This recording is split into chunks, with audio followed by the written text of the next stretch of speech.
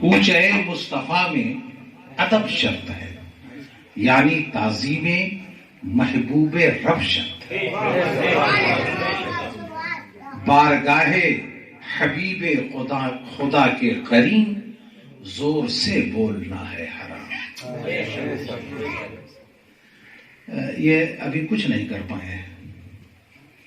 یا ایھا الذین آمنوا لا ترفعوا اصواتکم فوق صوت النبی ولا تجهروا له بالقول كجهر بعضکم لبعض ان تحبط اعمالکم وانتم لا تشعرون۔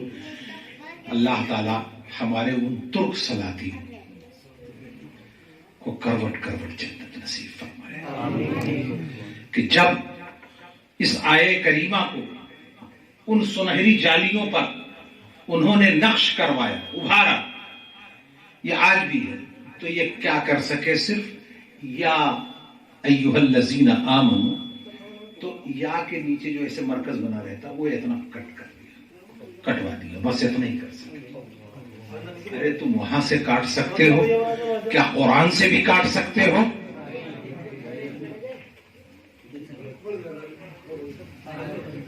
اِنَّا نَحْنُ نَزَّلْنَا الذِّكْرَ وَإِنَّا لَهُ لَحَافِظُونَ۔ مصطفیٰ کا ادب و احترام، مصطفیٰ کی تعظیم۔ میں آج عرصے کے بعد مدرسہ عزیز العلوم میں حاضر ہوا تو ذکر اپنے ایک مخدوم گرامی کا چھڑ گیا، تو میں نے کہا کہ ان سے کسی نے پوچھا کہ یہ مسلک اہل سنت کیا ہے،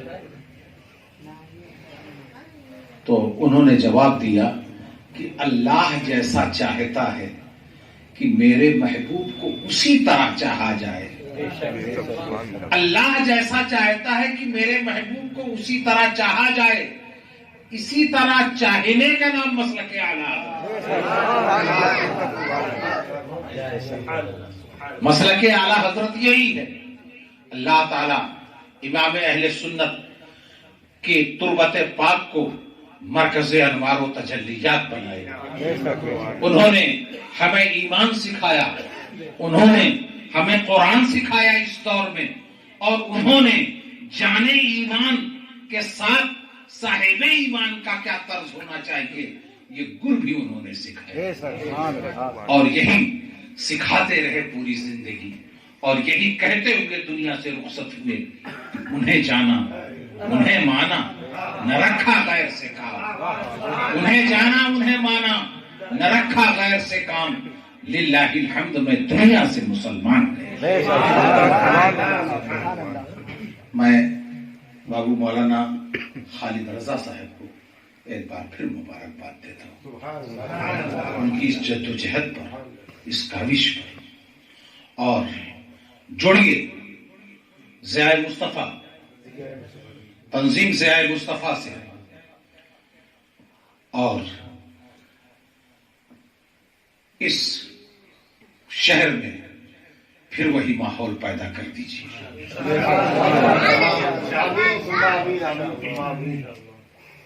اور نانپارہ میں رہ کر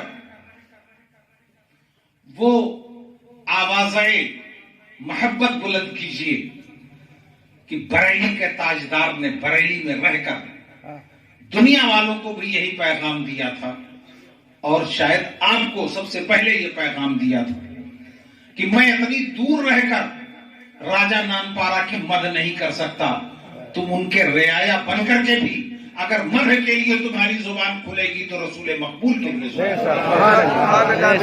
ارے گاندھی میدان میں ایک دفعہ جلسہ ہو رہا تھا، تو میں نے کہا کہ جو عاشق رسول ہو جائے اس کی عظمت کا کیا حال ہے؟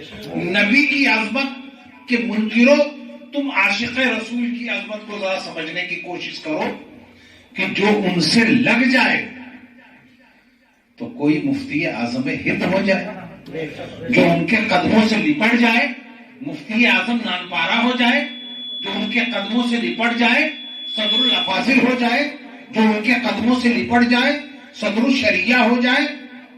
ارے ان کا ہو جائے تو اس کی عظمتوں کا کیا؟ ارے جس کو وہ ریجیکٹ کر دیں، امام تو ایسے تھے کہ جس کو ریجیکٹ کر دیا اس کو بھی انٹرنیشنل کر دیا.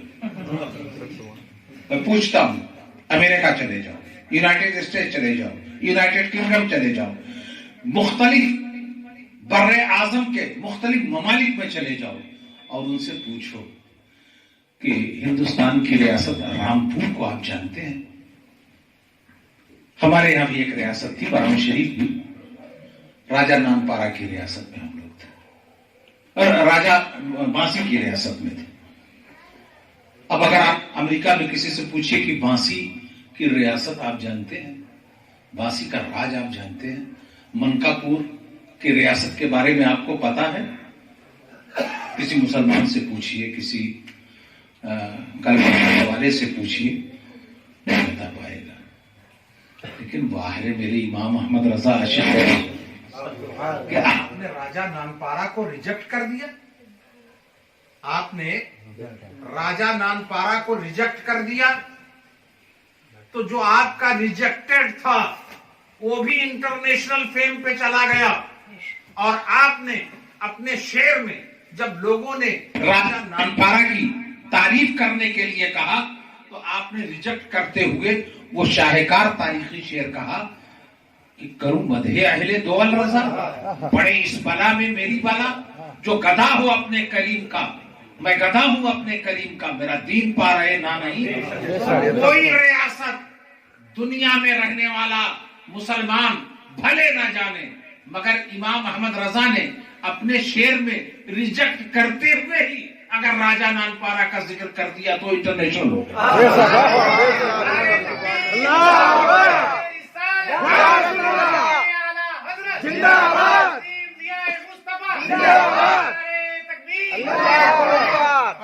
اہل دول رضا, پڑے اس بلا میں میری بلا, میں گدھا ہوں اپنے کریم کا, میرا دین پا رہے نہ نہیں.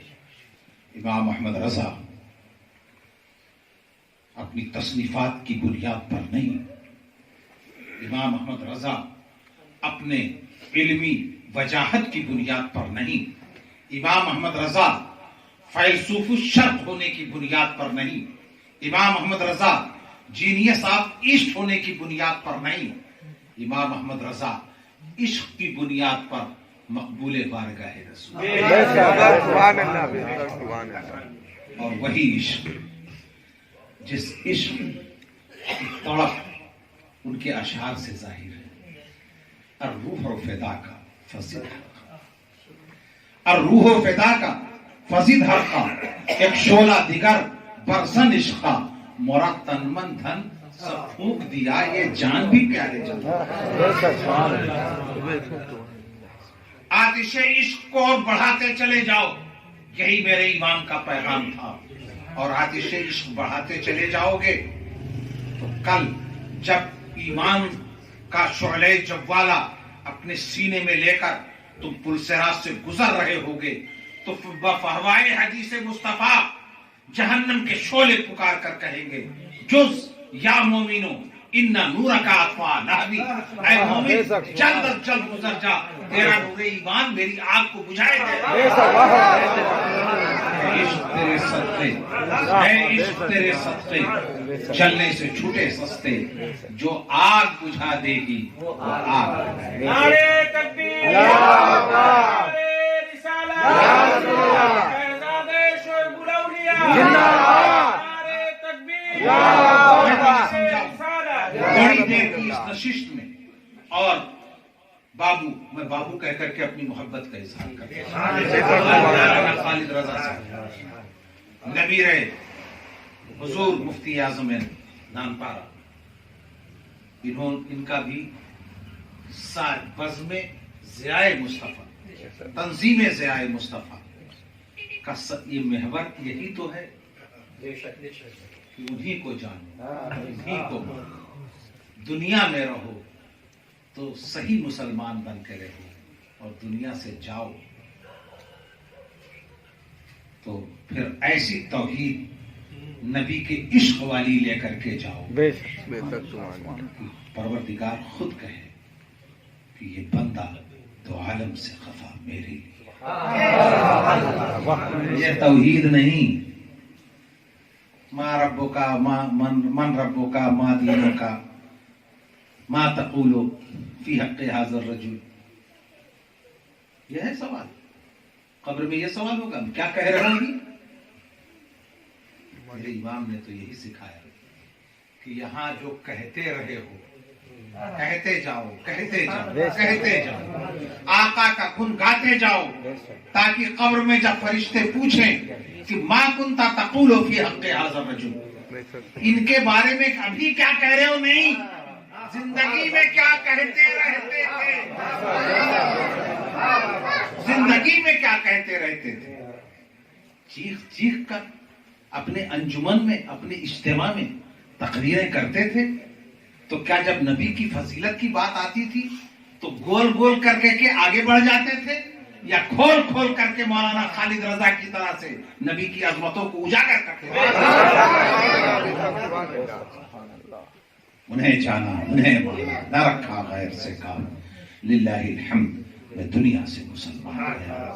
میں تنظیم ضیاء مصطفیٰ کے روح رواں بابو مولانا خالد رضا صاحب, نبیر مفتی اعظم نانپارہ اور ان کی ٹیم کو, اور میں تو مایوس ہوتا جا رہا تھا نانپارہ سے کہ جو آگے کہے ہمارا لڑکا بڑا بگڑ گیا, ہمارا لڑکا بڑا بگڑ گیا ہے. تو میرا بھی ایک کام ہوتا جا رہا ہے کہ میرے مریدوں کے بگڑے ہوئے لڑکوں کو آپ سدھاریں گے. تو میں ایک خادم سنیت ہونے کی حیثیت سے سب کو سدھاریں گے, اس پر بھی میں آپ کا شکر گزار ہوں. اور میرے مریدوں کے بچوں کو آپ سدھاریں گے عقیدے کے لحاظ سے, عقیدت کے لحاظ سے, عمل کے لحاظ سے.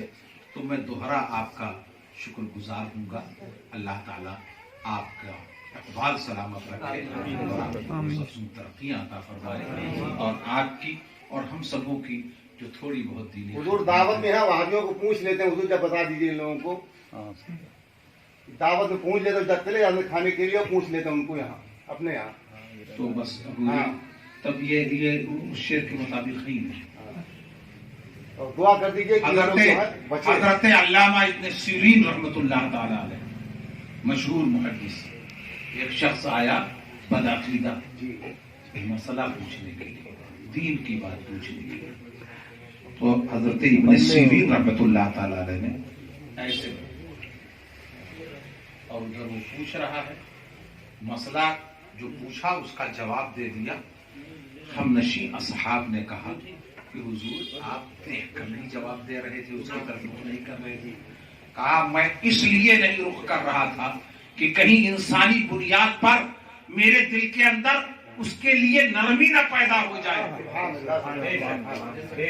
اس لیے کوئی گنجائش نہیں ہے نہ دعوت کی, نہ تواضع کی, نہ آنے کی, نہ بلانے کی, بلکہ رسول کا چاہنے والا, رسول کا ماننے والا, اس کو نبی کے عقیدت اور محبت کی بنیاد پر ہر رشتہ ہے.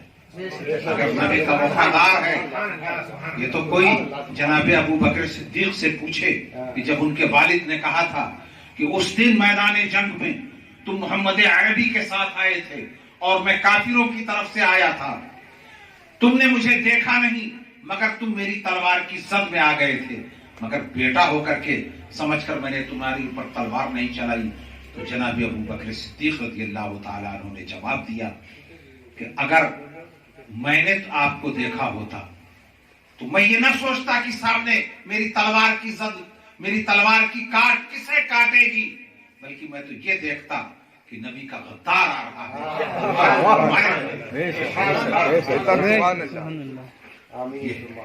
مصطفیٰ نقطۂ پرکار حق بھی ہیں اور مصطفیٰ نقطۂ پرکار عشق بھی. یہ دونوں نہیں چل پائے گا. بولو کہ نرمی نہ پڑے, جو نبی کا نہیں وہ ہمارا نہیں. بس دشمن احمد پہ شدت کیجیے اور ملحدوں سے کیا مروت کیجیے, اور چاودی کا سکھ یعنی کافر پر قیامت کی غیظ میں جل جائیں گے. دلوں کے دل تو یہی میں کہتا ہوں کہ کبھی کبھی ان کے دل کو غیظ میں جلانا بھی مطلوب شرع بھی ہوتا ہے اور یا رسول اللہ ندا کے لیے نہیں بلکہ دشمنوں کو جلانے کے لیے بھی یا رسول اللہ کہنا چاہیے. اٹھتے بیٹھتے یا رسول غیظ میں جل جائیں بے دینوں کے دل یا رسول اللہ کی قسم.